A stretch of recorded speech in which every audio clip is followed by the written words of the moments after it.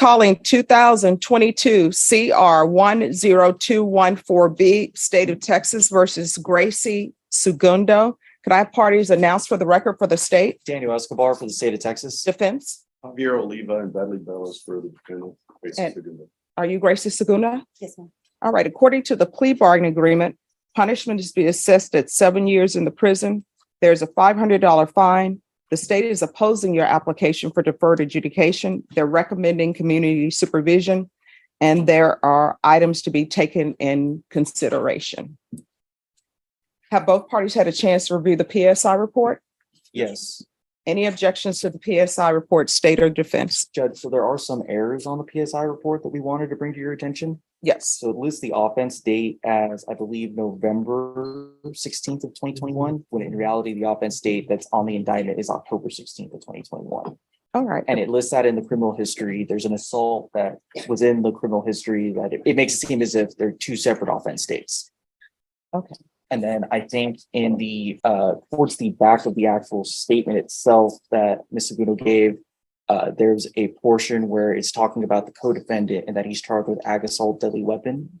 It's assault SBI. It's the same offense. Okay. We just wanted to make sure you were aware. All right. And the court is also in receipt of victim impact statement. And the court reviewed that without objections from the state or defense. Is that correct? Yes, Your Honor. Yes, Your Honor. And the court is also in receipt of letters that defense presented on behalf of the accused.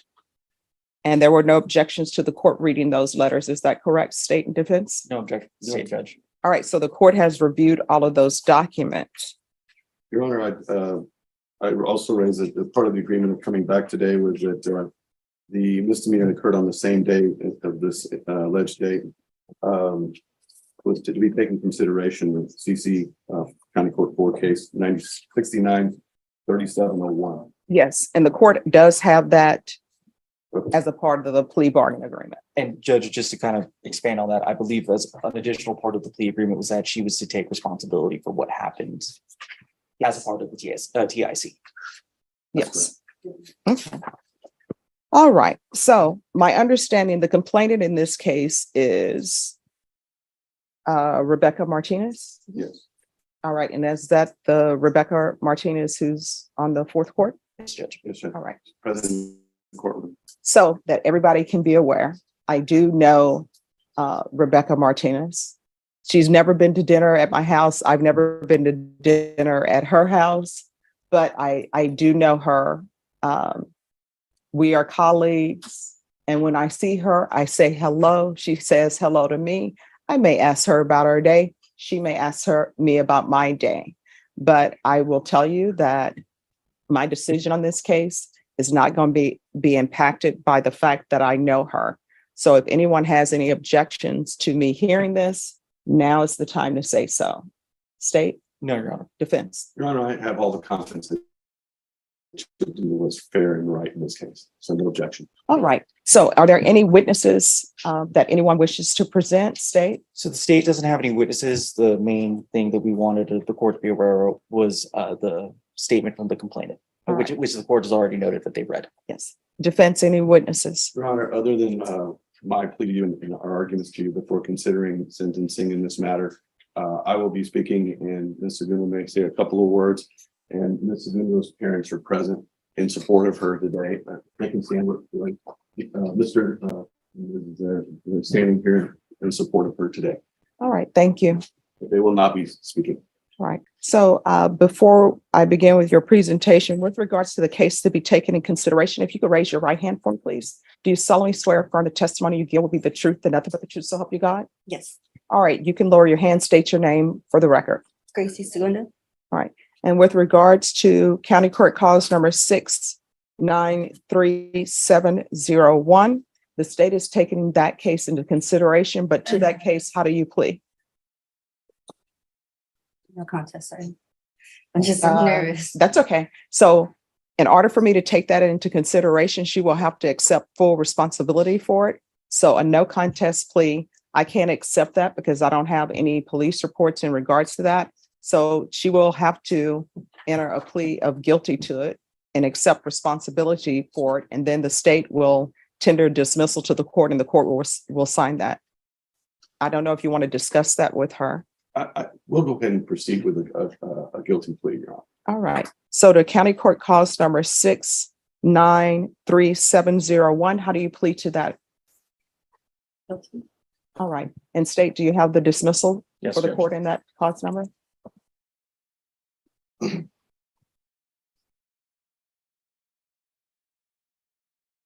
right. So the court then will hear argument. State, you're opposed to deferred adjudication? Yes, Your Honor. The reason why the state is opposed is because of the nature of the offense, the actual underlying facts. There was an assault that occurred where the resulting assault it created a lot of issues for the complainant. She was severely injured. Her life was severely impacted from that date forward, and she still feels the impact to this day. It's something that was senseless and didn't need to happen in the first place. So that's why the state is opposing deferred and is asking for probation. Defense? Your Honor, we're here because one incident can't define a person for the rest of their life. And this is very serious, and no doubt we take that very seriously. This is a felony charge. It's a felony charge that carries a very significant penalty. But Ms. Segundo, I think, has demonstrated a respect not only to others, but to life and to animals, and in her work and her career in taking care of pets.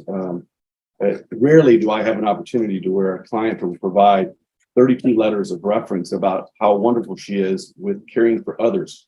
And that is the life that she defines herself with. We just feel like this should not define her as a felon for the rest of her life when she has 4 children as a single mother. We know that life is difficult and it's very, very, very hard. And she's having to raise 4 children on her own, ages 15, 14, 12, and 10. As a single mother, she has to be involved in their school activities and support their activities with FAA. And a felon cannot be associated with children and be around them in school activities. This would drastically impair her ability to be a mother to her children. And so she's really fighting to be able to continue to provide the love and the support of 4 children that need their mother so that they can become better than her and have a future. She lives in Houston. She leases a home. She's lived in that home for 3 years. She has good family support. As I've said, her mother and father are present. She has a high school diploma. She has been employed during this whole time. This case is 2 years old. 2 years this week, this happened. And it's been 2 years that she has been experiencing this, and she has complied with everything this court has asked. She's appeared in court. She's traveled from Houston to San Antonio. She has fully cooperated. She has weighed all of her decisions and sought not to seek a trial, but to put the decision on deciding her future on you. And she made that decision because she felt that was in her best interest. She does receive some child support. She is willing to do everything and anything that it takes to give her this opportunity. I explained to her that deferred adjudication is a double-edged sword. You may think like, you're not going to be subject to a conviction, but in actuality, you are subject to all the conditions and behavior for 7 years. We're asking you, Judge, to give her that chance, to give her the opportunity to prove to you that this one incident does not define her life or who she is or how she is as a mother or how she works. This case was very regrettable, and it should have been a day of celebration. It was after a football game, and she was acting in defense of another. She doesn't know the victim in this case. She doesn't know the judge. She never knew who she was. And I sincerely believe that just because she's a judge doesn't mean that this case should be treated any different than any other case of any other person who comes to this court and gets justice, because she should get an opportunity to do it. She's willing to do the urine analysis. She's willing to state no contact, and she's had no issues in the last 2 years with the defendant, the complainants in this case. She's willing to take anger management classes. She's willing to do community service. She's willing to do what it takes to give her the chance. And she has proven other than this one incident that happened in a flash, wasn't premeditated, it wasn't thought of. It was just something in a reaction and defense of someone that she was with. And for that reason, we think that she should be given an opportunity to earn the right to be able not to be a convicted felon. The amount of restitution in this case, I think we've agreed to, that was presented before the court was $2,416.29. We fully agree to repay that. We will work hard every day to pay that back. But in this working community and in Houston and San Antonio, mothers every day have challenges. And we regret that this happened. And I know that she sincerely has nothing personal against Ms. Martinez or her husband. She wants to do what's right, but she also wants a chance, Judge. And I'm asking you with all the fiber of my body to give her that chance.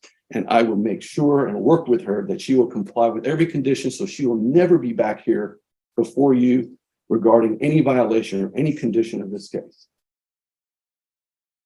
You want to say something? Nervous.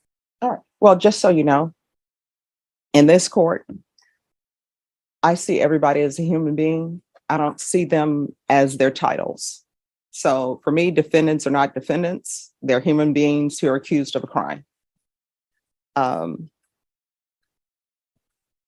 fact that Rebecca Martinez is a judge, that doesn't mean that I'm putting weight on the fact that she's a judge.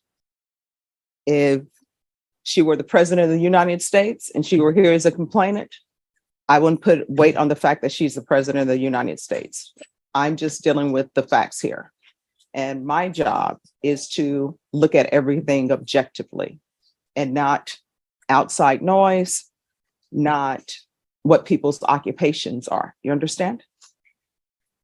So I always reread everything and reread police reports and the PSI report, and I've read the letters.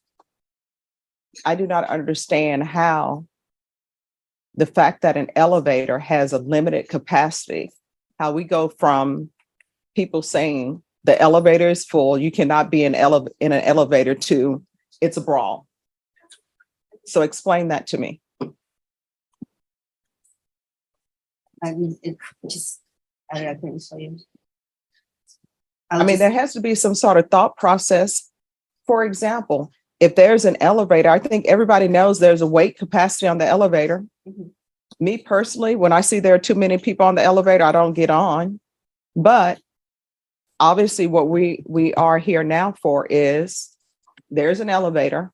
According to everything that I've read, the elevator was at capacity. And there were already some people on there. I don't understand how an elevator is at capacity. People need to get off or more people can't come on, how that ends up in a fight.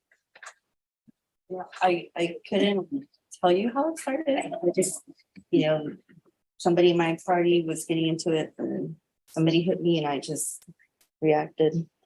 Unfortunately, I feel bad and should never have done that. Shouldn't have got to that.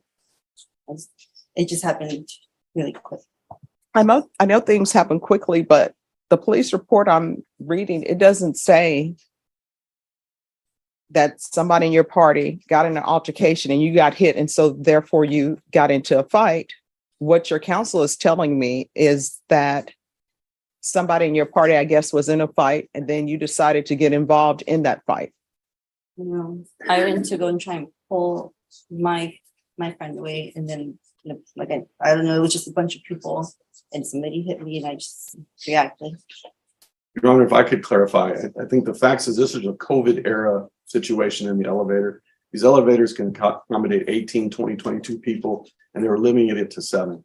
And as people went into the elevator, the policy and procedures of the elevator operator of not allowing people to come in once they met capacity. They were in the elevator, they were asked that there was too many in the elevator, and then people had to decide who's getting off, and they asked who she was with, another man and another person, to get off the elevator. That person said, I want to talk to your supervisor. That individual entered into an altercation with the victim's husband that spilled out of the elevator onto the floor. she came in assistance to that man, and that's when she was hit, and that's when she struck the victim.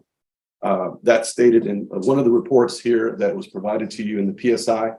And she did not go in there to fight. She didn't go in there to look for someone to fight. She was trying to get someone off of her friend. And in the process of that was struck, and she injured Ms. Martinez. And so it's regrettable, Judge. There's no doubt about that. And this incident happened in a matter of seconds. And that's why we're here 2 years later doing that. And in addition to that, Judge, there is a civil suit in this case where the parties in this case are seeking $1 million in damages against my client. And so this case will not end today. It will continue in a civil matter with a lower burden of proof, where she will have to defend herself in a civil cause of action for money damages. And Judge, just to clarify from the state's end, I would disagree with the characterization of how the incident started. The party was already on the elevator. The complainant's party was already on the elevator. They were asked to not enter the elevator. They weren't kicked off the elevator. They were asked not to enter. They were in the elevator. And that's what started it. And I also have a copy of the lawsuit that was filed this week before the sentencing, where they're seeking $1 million damages in civil lawsuit right here. You want to see it, Judge? It's public record. I would object just because relevance. So lawsuits and filed in the city court. That's a copy from the courthouse. All right. Unless there are some facts that are listed in the It leaves the lawsuit. whole case, Your Honor. Exactly what you're talking about is pled in the civil suit. I mean, if that document has facts that somebody has, well, alleged facts that somebody has presented, that's a different rendition from what's in here, then the court will, It does not, Judge. all right. So, Just to let you know, there is a civil suit. all right, then the objection will be sustained. All right. Anything else from either side? No, Your Honor. No.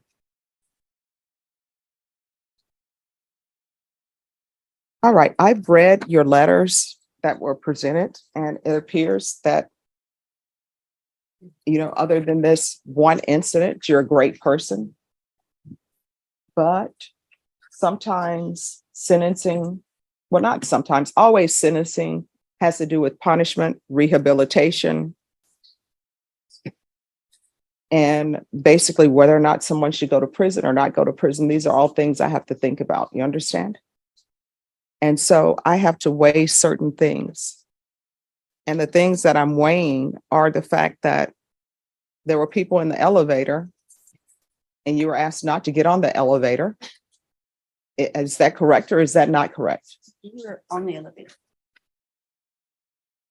Your Honor, the elevator's door was open. They entered into the elevator and they were asked, there were too many in the elevator, and the elevator operator asked people to voluntarily get off. All right. So there were already people on the elevator. Then you got on the elevator and you were asked to get out. Us just walked in at once. All right. And And then you were asked to leave. then they said we need people to get on. All right. So why didn't you just get off the elevator? That's what I don't understand. Sure. You didn't decide that. Yeah. She didn't decide that. It was a person that she was with, Your Honor, who is a defendant in the case that's in another court. So my question is though, if there are too many people on the elevator, and let's say you get on the elevator, it's a group of you, the elevator is already filled. I'm assuming, and correct me if I'm wrong, people were on the elevator, they had not met maybe their 7-person capacity. And then you and your group come on, and because of the number in your group, they've exceeded their 7-person capacity. And then they're saying, you all need to get off the elevator and wait. Why not just get off the elevator? That's what I don't understand. Even if you're with somebody in your party who says, I'm not getting off the elevator, why didn't you just get off and I'll wait for the next elevator? I'll take the stairs. I don't understand. We had already gotten off 2 floors, so we said like we've been waiting, but we didn't want to be the ones to get out. And was alcohol involved, or people just don't want to take It the was after a stairs? football game, Judge. Estate, does anybody want to, I know the complainants are here. Do they want No, to say anything to the court? no. Okay, Oh, Your Honor, may I have one moment? yes. Your Honor, I'm gonna call case question. Okay, Your Honor, but he's not a victim in this case. Why would he come to? I mean, we'll see what he has to say. I don't know if he's a relevant witness or not, but if he were present at the scene.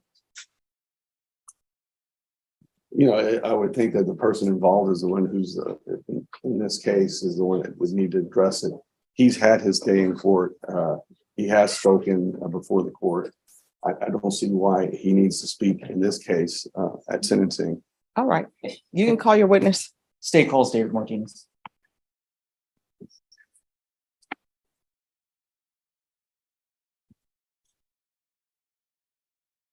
All right, Your Honor. you're welcome. If you can raise your right hand for me, please. Do you solemnly swear or affirm the testimony you give will be the truth and nothing but the truth, so help you God? I do. All right, you can lower your hand if you'll state your name for the record. David Martinez. All right, state. Mr. Martinez, from your memory, what occurred on that day? On that day, we were in line to get into the elevator. The capacity of the elevator, of course, as I mentioned, was 18. But because of the COVID era, there was an elevator attendant there. She said only 8 could be allowed in. We were 3 couples and 2 children, which were a total of 8. As we walked in, we were already in the elevator. They decide to come in behind us. The elevator attendant told them they need to step out. It's full. They had been intoxicated. Her friend. Objection, speculation. Overruled. No, they were No. intoxicated. Yeah, here's the thing. You cannot address the attorneys. Once an objection is, no problem. Once the objection is raised, just stop speaking. I'll make a ruling on the objection. And then I'll let you know if you can continue or not, if you have a question about that. That objection will be overruled. He came in, stood at the door, prevented the door from closing, began to. Objection, Your Honor. I just asked for clarification from the ones. I don't know who he is. Which he are you speaking about, sir? Her partner, there was 2 gentlemen, which was the initial one that started arguing with us. And her partner that she was mentioning that walked in, and they were not, we were already in the elevator already when they decided to block the door from closing. Can't recall the individual's name, but it was a younger gentleman that was with her. He proceeded to argue with the elevator attendant about, letting them in or not, that it was BS, that they cannot be let in because there was a lot of room. And she told him he had to leave. He continued to argue with her, and he said that he wanted to talk to her supervisor. And she says, if that's the case, she shut off the elevator. And that's when words were back and forth. They continued berating us. She was cussing like a sailor, as well as the other ones. We kept quiet, and they started again arguing with us. We stayed in there. The kids were already getting terrified with what was going on. They started crying, and they continued with their vulgar language. And I just told them one time, that's it. F you. The gentleman that was with him got upset. He literally from the outside ran into the elevator, knocked us all over, and assaulted all of us in there. I grabbed him and I pushed him out.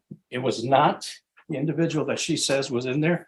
It was the other individual that was with him that probably hosted them to the game. And he and I went outside. And after that, what? From there, sir, is that where everything happened? Correct. Pass it with this judge. Any questions? Mr. Martinez, I'll just start right from leaving the elevator. So by the time that you set foot out of the elevator, you're in the middle of a physical altercation. Is I that right? was, yes, while I was on the ground. Okay. How much were you able to perceive about what was happening around you while you were in the middle of that? Well, I was altercation? on So the if you ground. let me finish my question. All right, One at a Let's time, talk. sir. So my question was, how much were you able to perceive about what was going on around you during the middle of that physical altercation? And I was not able to see when I was in the ground what was taking place after that. Okay, and we can agree that the incident in question, the basis of this criminal case here today, is something that happened during the middle of your physical altercation, right? While I was on the ground, yes, and then afterwards, I did get up and partially saw my wife on the ground with a bloody nose. She was in a daze, and I asked her what happened, and I told her that she got hit. She said, "Yeah, I got hit multiple times." And I said, "Well, why didn't you defend yourself?" She says, "I couldn't because I was being held down." Can you say for certainty whether or not Mrs. Segundo was acting in defense of another whenever she got involved in this incident? I'm gonna object to relevance. All right, that'll be overruled. You can answer the question if you know. I can't say that, but you know. I can't answer. Oh, and I understand, Mr. Martinez, the want for justice on behalf of the injuries for your wife. I just want to make sure that we're also serving justice here for Mrs. Absolutely. Segundo today based on her amount of involvement in this incident. And There was so- no, go ahead. I'm sorry. Go ahead, please. finish. No, there was only two other parties involved, three parties, and the individual who was with me had already left. But it was only her left with her friend. And there was nobody else around. There was people watching, nobody was getting involved, but they were the only ones actively, physically getting involved. But, and I know we started this conversation based off what's happening when you're leaving the elevator. Prior to the altercation and leaving the elevator, would you say that in any way Mrs. Segundo was the instigator who was trying to start this situation? I have no further questions.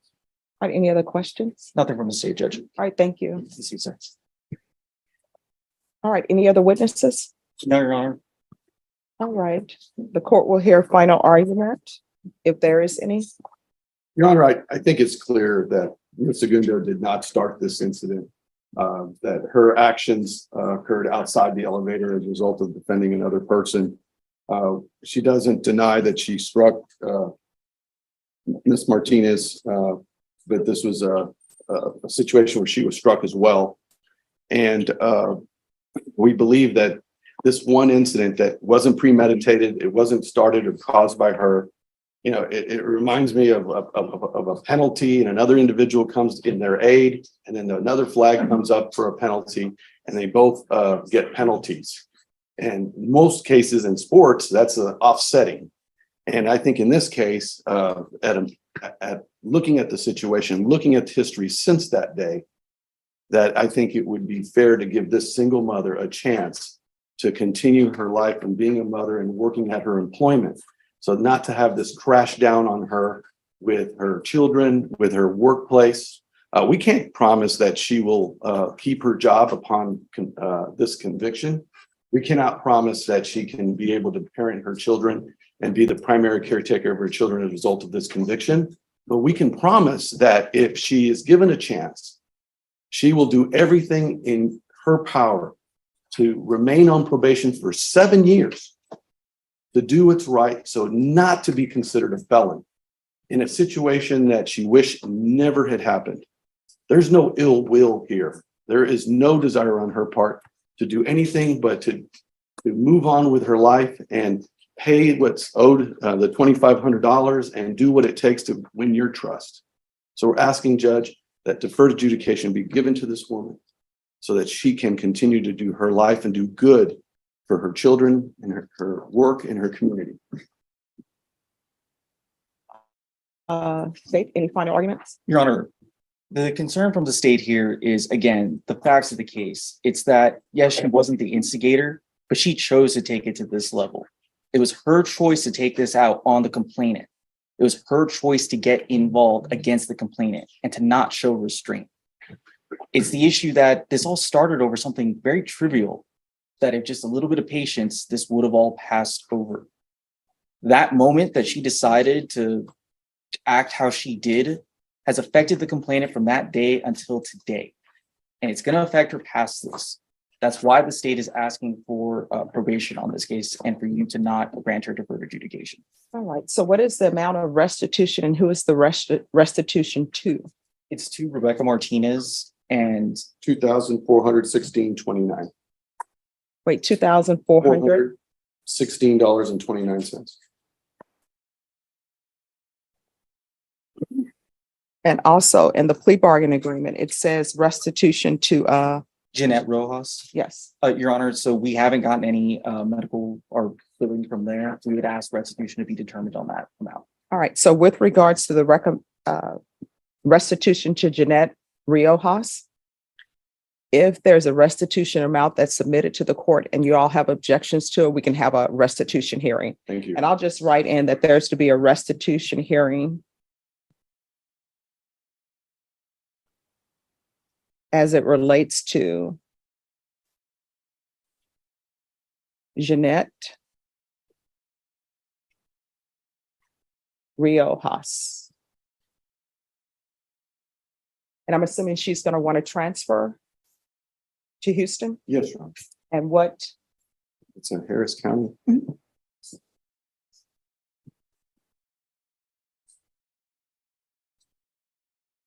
all right, Ms. Segunda, I've listened to all arguments. I want you to know I paid very close attention to the arguments that were presented, to the witnesses, and to all of the documents that the court reviewed. I realize that sometimes when things happen, it's just a Snapchat or somebody's life, right?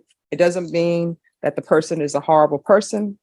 And I'm sure if people could go back and change things, sometimes people are serious when they say, if I could go back and change things, I would. Maybe I never would have went to the game. I would have just let the elevator went. I would have taken the stairs. I understand that. But we can't turn back the hands of time, right? And the problem in this case, and one of the things that I'm looking at is the fact that the complainant has serious injuries. And it has nothing, my consideration on whether they're a judge or not, that's not playing any factor in my decision. If she did not have that occupation, let's just say she worked at the HEB, for example, then based upon her injuries, she wouldn't be able to work at the HEB. She wouldn't be able to stock. She wouldn't be able to stand and be a cashier. I don't know what they would have her doing at the HEB. You understand? So her injuries are very serious injuries. And I've read the report that was given to me about her injuries, and I've read the PSI report, and I've read the police reports again in this case, because I always like to review things. So I understand that you're very sorry for what happened, but sometimes, yeah, it's great that you're sorry. It's great that you've internalized things, but there is still some punishment associated with it. And I understand that sometimes when people have felony convictions, they say, well, now I can't do this. I can't do that. I can't do this. But then when you look at the complainant has some lifelong issues.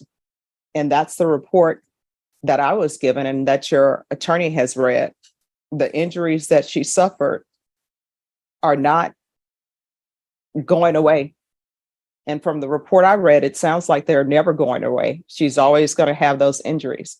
And I think you know that when people have broken bones, there's a change in the weather, their bones ache. I have it with my fingers because at one point in time, all my fingers were broken on my left hand. So I know when the weather is changing, it gets a little bit painful, not unbearably painful, but it does. So those are a whole host of things that happens when somebody suffers the injuries that she suffered. I understand, as I said, that you're sympathetic, and I believe that you're sympathetic, and if you could do things over, you would. But I am where I am right now, okay?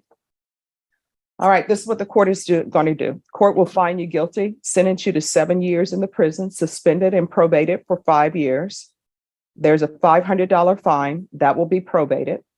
There's a transfer to Houston, Texas, Harris County.